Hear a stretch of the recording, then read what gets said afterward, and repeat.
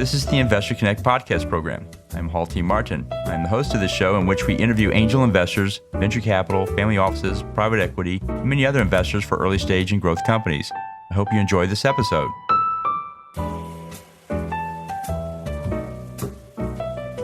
Investor Connect is a 501c3 nonprofit dedicated to the education of investors and startups for fundraising. Please consider donating $100 to the program to help others in their investor and entrepreneur journey. You can find the donate button on the investorconnect.org website.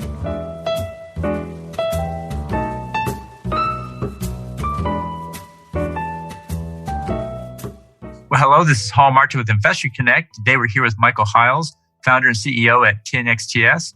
10XTS helps capital market participants leverage the emerging global decentralized capital market infrastructure. Michael, thank you for joining us. Hey, thanks, Hall. Appreciate the opportunity to talk to your audience. Great. And so where are you calling from today? So we're based out of Cincinnati, Ohio, in the southwestern Ohio area. Great. Well, let's talk about security token offerings. Can you give us a short overview of the market around those and how they work?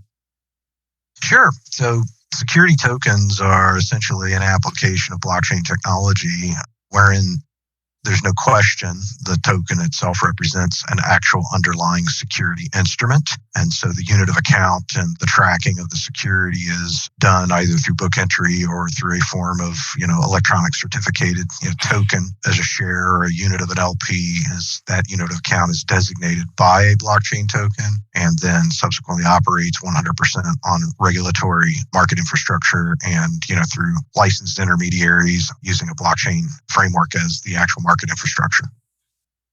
Great. And can you talk about the problem it solves and how it's actually being used today?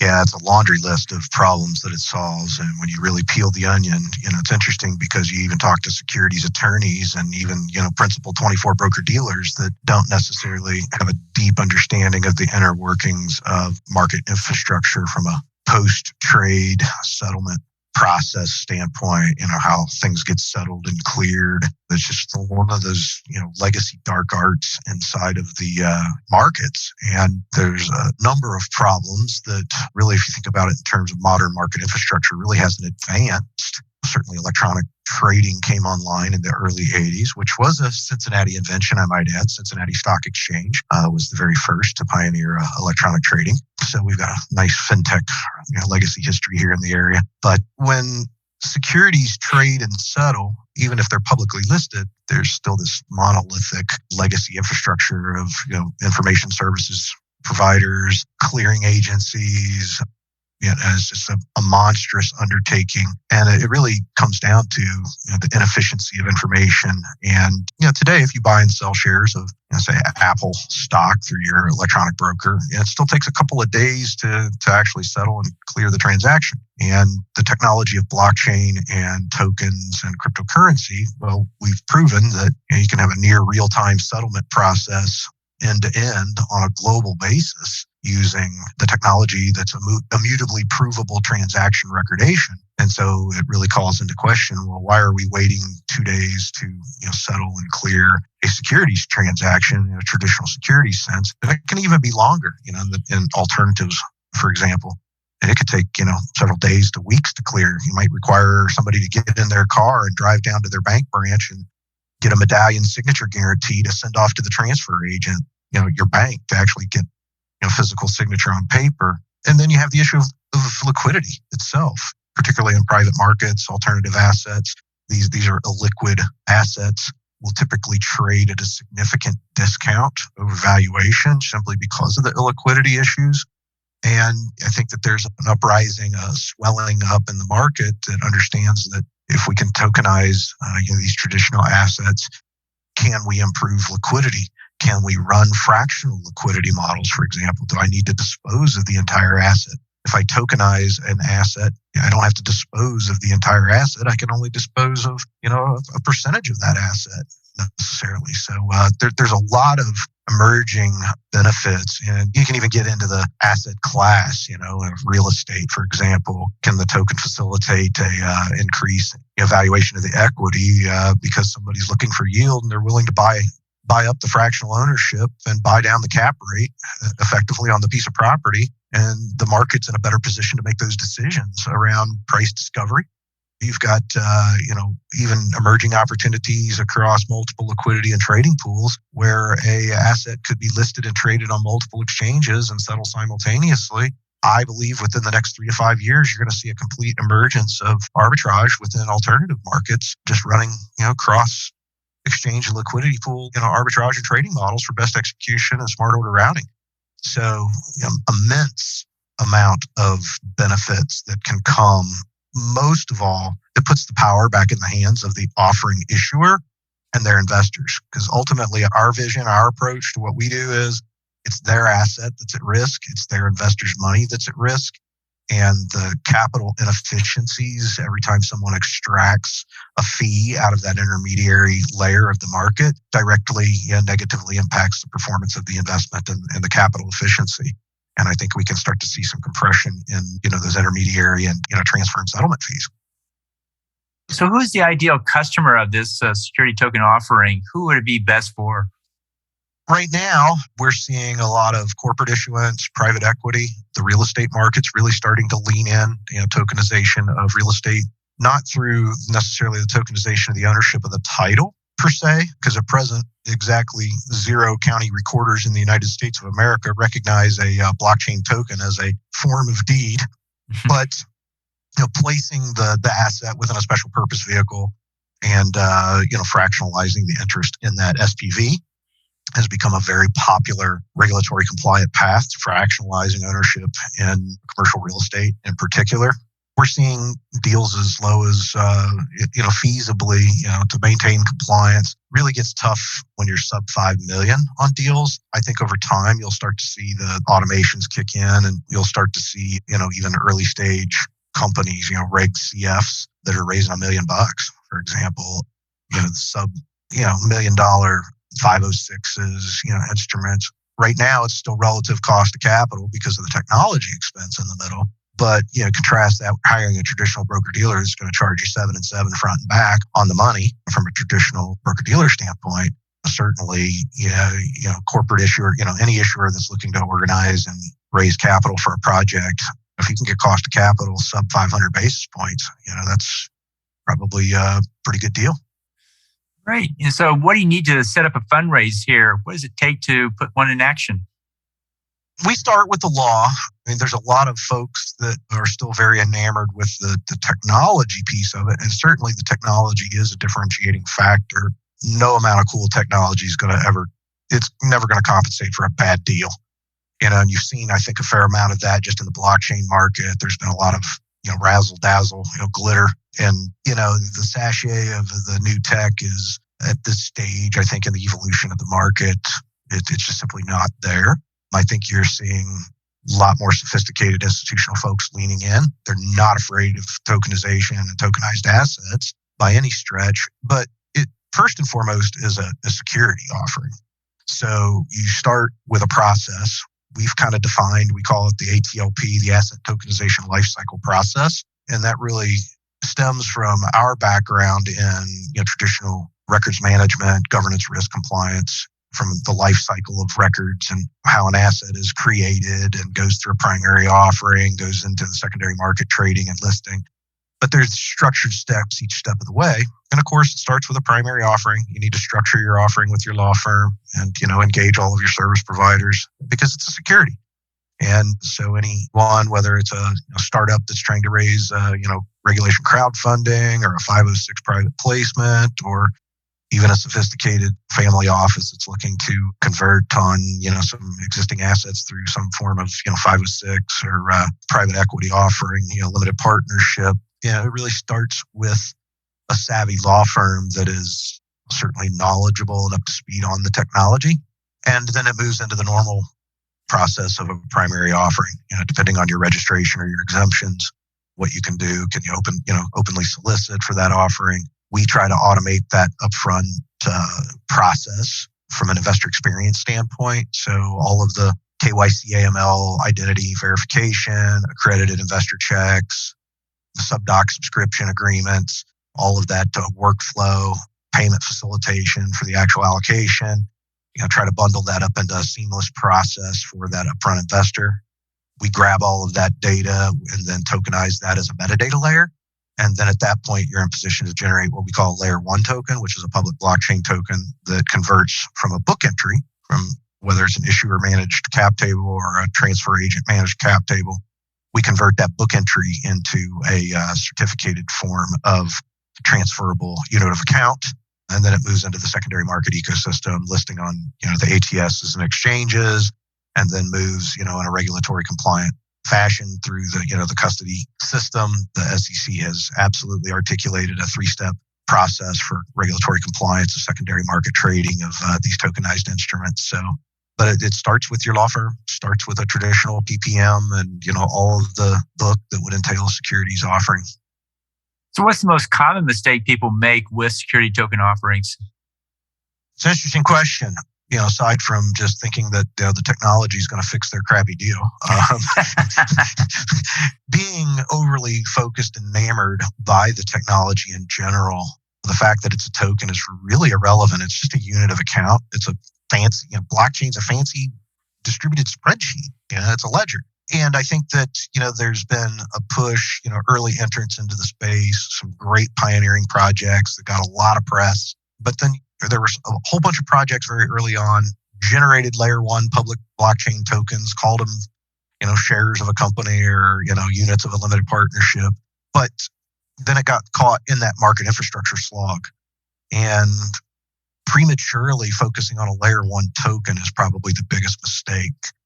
Tokenization, creating a smart contract that generates a blockchain token, that comes several steps down the road, right? You still got to bake your actual offering. You've got to go through the normal primary offering process that has nothing to do with blockchain, right? It's subscription agreements. It's traditional subscription, payment facilitation. And all of that metadata has to be associated in some way with that token so that that token is now provable as the security that it's being claimed as it's supposed to represent. And I think premature focus on that token just because of the enamorment with the technology and the glitter and the razzle dazzle, I like to call it, of the fact that it is blockchain. Yeah, it's cool. I'm all in, right? I burn the bridges behind me as CEO of our company. At the same time, it's really boring because it's market infrastructure. It's how licensed intermediaries communicate information back and forth with each other. And aside from having your MetaMask wallet, you open it up and look at it, and cool, there's some tokens in there. It's really not that meaningful. Right. Well, what should someone expect who's putting a security token offer together? How long is it going to take, and what's it going to require, and what maybe the gotchas there? Well, I spend an awful lot of time with attorneys and law firms, and I love them dearly because they are many are leaning into the space and learning blockchain, just in all forms. It's exciting, it's exciting times. But I have the saying, it's kind of derogatory, but not. I think everybody will know exactly what I'm talking about. It's business at the speed of law firm.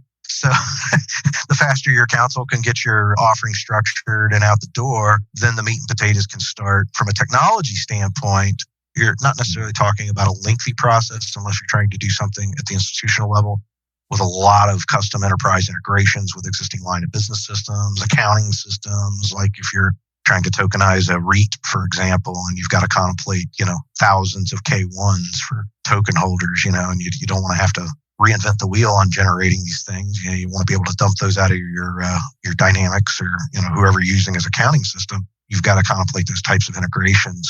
And so you're usually anywhere from 60 to 180 days in terms of organization from a primary. And then as it moves into the secondary, of course, secondary markets are, pursuant to your registration and your exemption, in particular, your 144A restrictions on the transfer of a secondary market security can, certainly radically affect the time frame of listing the token on exchanges. Could be as much as a year, right, to season a 144A under the law, which has nothing to do with the technology. So you have plenty of time to contemplate, listing agreements with ATSs and getting your custody situation with the banks all arranged. Even if you file a Form 10 and reduce that 144 from, a year to 6 months, that's from the close of the primary offering. So, however long it takes you to market, and I guess proportionate to size of raise any other securities offering that you're putting on the table.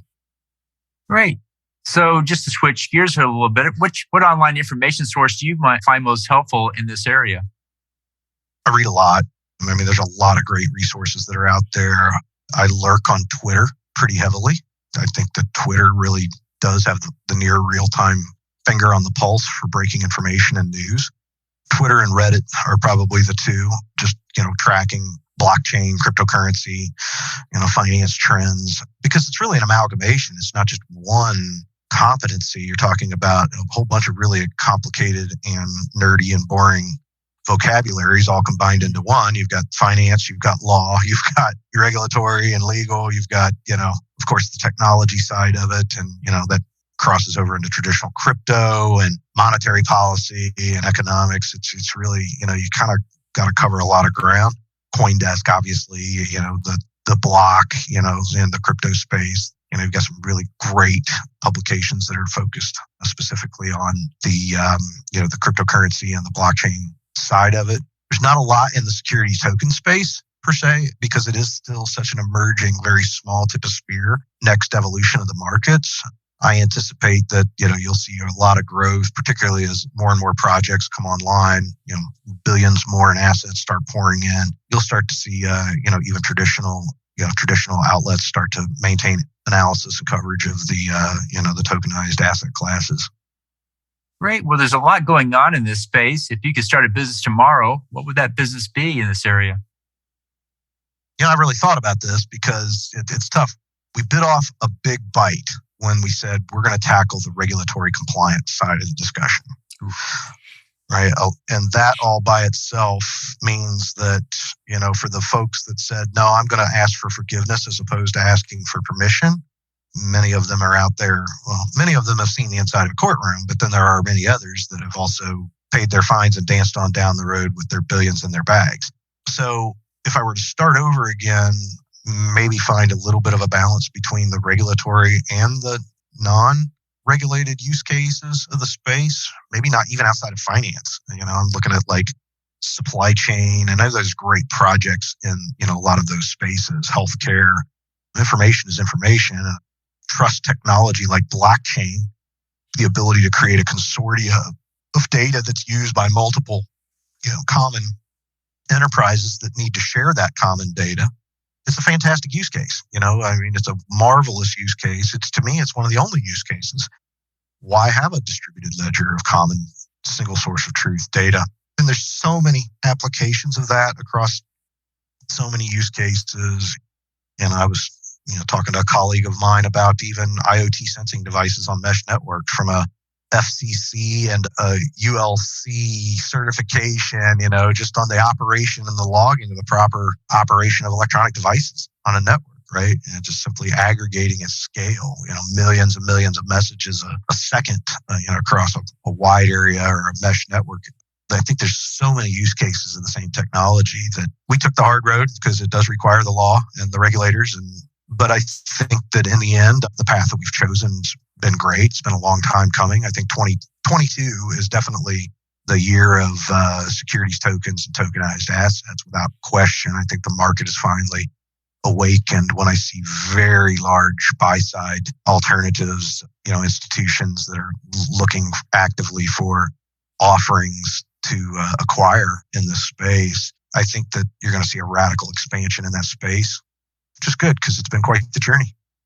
Great. Well, in the last few minutes that we have here, what else should we cover that we haven't? I know your audience is largely focused on investing and, early stage and in angel investing from a activity focus standpoint. This is a phenomenal shift that you're seeing right now because of the advent of the technology. It's really radically impacting venture that I'm seeing the writing on the wall. Traditional venture, while it's, still running at all-time highs, you're starting to see some very interesting projects that are forming distributed autonomous organizations, DAOs. People are buying into the DAO and getting governance tokens and then making democratic decisions on allocation of the funds to acquire assets and invest in projects. I don't know if you saw, some time back that there was a DAO that was formed to try to buy one of the only copies of the Constitution. right? And they called it Constitution DAO. And I see the democratization of investing really shifting. And I think it's going to put a lot of pressure on investors that focus on early stage to really refine their thinking and what their hypothesis is in investing in these types of projects and how early stage technologies are funded and what does a capital formation project look like in the early stage angel space and the early stage investing space. And I think that there's just as much opportunity as there is risk for smart, forward-thinking investors, that are looking at even forming funds. I'm starting to see early stage fund projects that are now organizing around these types of hypotheses.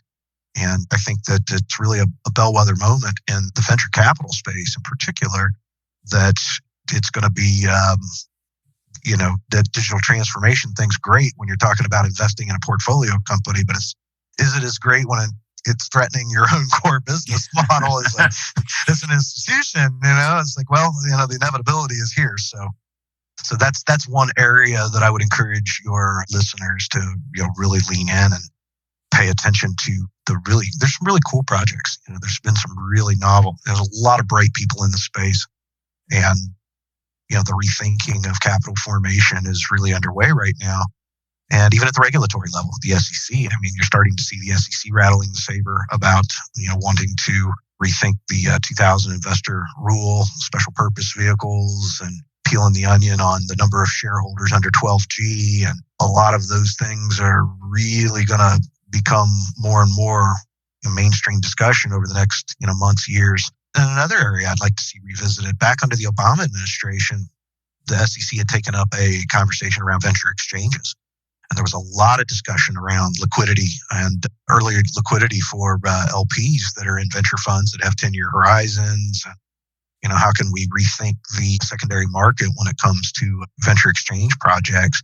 And I think that you're seeing finally the technology and the acceptance of the broad market to embrace alternatives. And at what level does the National Venture Capital Association, the Angel Capital Association, and all players in the space, do they need to revisit the SEC conversation about secondary markets for in particular equity VC funds from an exchange standpoint? I think that that's an interesting opportunity that can reemerge. Right. Well, I agree. I think security token offers, their time has come, and we're going to see a great uptake here this year as well. So looking forward to seeing the roll out in the market in a bigger way. So how best for listeners to get back in touch with you? I'm pretty easy to find at Michael Hiles on Twitter, on LinkedIn. You can always reach us through our site, 10xts.com. I'm pretty easy to get a hold of. The team is growing and building, and I'm sadly losing touch with my my audience. For direct, they got to keep the CEO off in the corner and don't talk to anybody. but always happy to engage folks and learn about your project and figure out how we can really help facilitate. Whether it's at the fund level, we spend a lot of time in institutional discussions right now. Less so on the startup offering side, but lots of really cool conversations are going with the PE groups and the equity funds, VCs. There seems to be a fair amount of interest in reshifting. Forming a new fund is always a lengthy process in and of itself, and fund formation. But if you're contemplating a tokenization strategy, you need to start thinking about that as you're planning the offering, right? You can't wait. And then I always say, blockchain's not like a Christmas ornament that you hang on the tree after the fact. It's like kind of it's the trunk of the tree. You got to contemplate it at the base, and you just don't hang blockchain on like an ornament. It's got to be architected in from the get-go, and that requires buy-in from the law firm, the auditors, and everybody across the board. And it has been around long enough now. There are successful models to point to, and from a risk mitigation standpoint, I think that folks are looking for those kinds of strategies. We do a lot of advisory, and we're here to answer questions and help. Great. Well, we'll include your contact details in the show notes. I want to thank you for joining us today, and hope to have you back for a follow-up soon. Always happy to chat, Hall. Appreciate it. Investor Connect helps investors interested in startup funding. In this podcast series, experienced investors share their experience and advice. You can learn more at investorconnect.org. Paul T. Martin is the director of Investor Connect, which is a 501c3 nonprofit dedicated to the education of investors for early stage funding. All opinions expressed by Hall and podcast guests are solely their own opinions and do not reflect the opinion of Investor Connect. This podcast is for informational purposes only and should not be relied upon as a basis for investment decisions.